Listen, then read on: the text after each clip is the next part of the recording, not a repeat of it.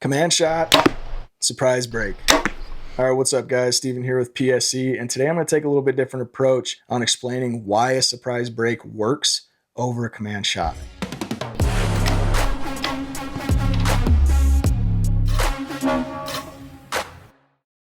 So first thing I'm going to do is actually explain what a command shot is versus surprise break. They're exactly what they sound like, but starting with command shot, what you'll see on most archers out there nowadays is they've got their wrist rocket release. Nothing wrong with these things, but this is what they're shooting most of the time. And they're at full draw and they're aiming their bow, and they just come and they say now, and they pull that trigger. That's what I'm talking about when I'm talking about a command shot. Your brain consciously thinks, I want to send that arrow now, and you pull the trigger. Surprise break. Often you see people using hinges to surprise breaks. You can get a surprise break with any release, but often you see people using hinges for this technique. So a hinge has a hook and it has a sear. And the way it works is this hinge just rotates, and as that hook reaches the end of the sear and falls off the end of the sear, the release breaks. You get a surprise break from this release because you're pulling and you're just rotating that release, rotating that release, rotating that release until it breaks.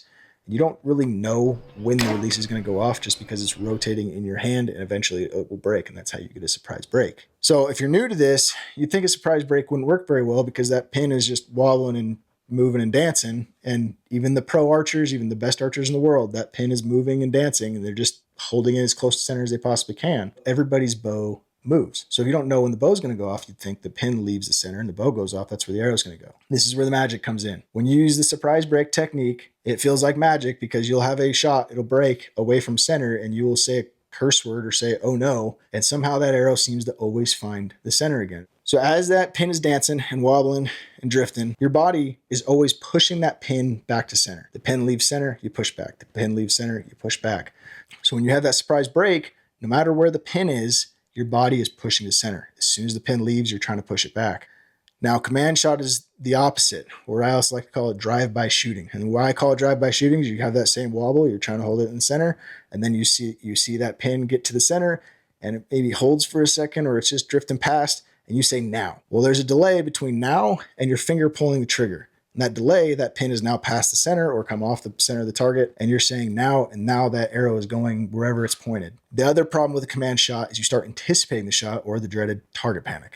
You say now, not only does this finger say now, your other hand will actually grip, or your body will convulse or anticipate the shot, like how you anticipate a shot with a rifle or a handgun. You hammer that trigger home and you get ready for the recoil. The bow is the same way. You say, I want it to shoot now, and you twitch and you can feel it. And I'm sure most people listening to the video have felt that. They felt that anticipation of the bow going off. And that's why you can miss wildly on a command shot. I know there's some people out there that shoot command shots very well, but overall, they are the outliers. They are the anomalies. For the vast majority of people, and even if you're just training or new, a surprise break is a great way to go. Often I find my worst groups when I'm using a surprise break technique are better than my best groups trying to command shoot. It feels like a command shot would be better just because you get to hold that bow in the center. You don't want to shoot it now. With the anticipation and the delay of time and you saying now, it doesn't work. It works sometimes, and that's where people get the confidence is the arrow goes in the center enough to think that it works, and sometimes you just miss. Last thing I want to go over, guys, is I got 3 releases in front of me. I got a hinge, a thumb, and a finger release. You can get surprise breaks using any 3 of these releases. A hinge is a great way to learn it because of what I explained earlier. Your local archery shop will most definitely have these, and you can go try them out and go shoot your buddies, or just buy one. There's a ton of different styles, shapes, 2-finger, 3-finger, different sizes for your hand.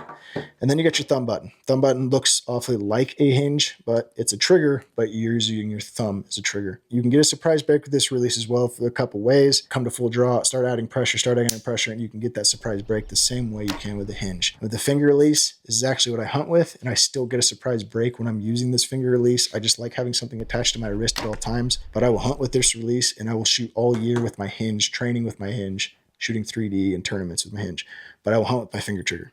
But the same thing, come to full draw, you wrap your finger touching the trigger and then slowly add pressure until that shot breaks. Bonus tip, way I like to do it is I will actually use 2 fingers and I will wrap both fingers around that trigger and I will slowly start pulling with both fingers. And in my brain, I don't really know which finger sets the trigger off. And I think it's a trick for me to not be able to anticipate that shot. One other bonus tip, guys, the way you can feel what a surprise break feels like without actually maybe having to buy a hinge or go to a local pro archery shop. If you already have a wrist release, grab a friend and do this safely. You can come to full draw and aim at the target and have a buddy actually touch their release for you. And you'll feel what a surprise break feels like. You'll feel that follow through and you pulling through the string rather than what you so often see is people say now and that release doesn't move.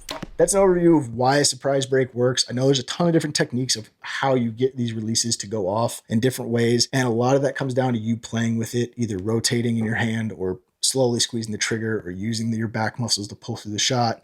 There's a lot of different ways to make your release go off in a surprise manner. I just wanted to explain why the surprise break actually works and the kind of the mechanism behind it rather than just here's a surprise break, do it, you'll shoot better. So hopefully that helps, guys. Steven here with PSC. Till next time, have a good one.